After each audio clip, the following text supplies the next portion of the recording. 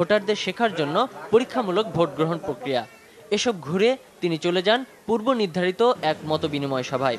এদিকে এই মক ভোটিংয়ে শামীম ওসমানের প্রতীক দেয়াল ঘড়ির মতো দেখতে একটি ঘড়ি প্রতীক থাকায় ষড়যন্ত্রের অভিযোগ করেন আলোচিত মেয়র প্রার্থী সেলিনা হায়াৎ আইভী। আর নির্বাচন কমিশনের নিরপেক্ষতা নিয়ে প্রশ্ন তোলেন মেয়র প্রার্থী তৈমুর আলম খন্দকার। অন্য কোনো প্রতীক নাই, আমরা যে আরো 6 জন মেয়র প্রার্থী আছি সেই প্রতীক নাই, তাহলে শুধু ঘড়িটা মানুষকে চেনানো হচ্ছে। এটা আমি মনে করি যে ষড়যন্ত্র করা হচ্ছে। আমাদের সবগুলি মেশিনে আপনার ঘড়ির প্রতীক দেখানো হচ্ছে। আমি নারায়ণগঞ্জবাসীকে বলবো এই ষড়যন্ত্র রুখে দাঁড়ান। 1,45,000 ভোট এই দিয়ে মেশিনে দেওয়া হয়েছে।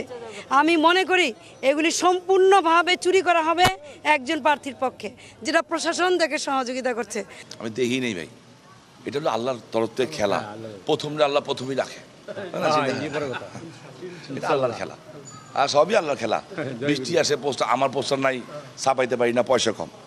এখন এত পোস্টার নামছে, দিছে আল্লাহ বৃষ্টি দেওয়াতে কি হইলো, পোস্টার ছিঁড়ে পড়ছে। এখন দোষ আমার। আল্লাহ ফেভার করেন, ইভিএম ফেভার করে, তা আমি কি করতে পারি? নির্বাচন কমিশন যদি সরকারের হাতের ঠুটু জগন্নাথ হয়ে যায়, আর যে সেনাবাহিনী আমরা দাবি করছি তারা যদি সঠিকভাবে দায়িত্ব পালন না করে, তবে তো নির্বাচনে একটা আশঙ্কা দেখাই যায়, সুষ্ঠু নির্বাচনের আশঙ্কা দেখাই যায়। এদিকে আইনশৃঙ্খলা বাহিনী ও নির্বাচন সংশ্লিষ্ট কর্মকর্তাদের সাথে বৈঠক শেষে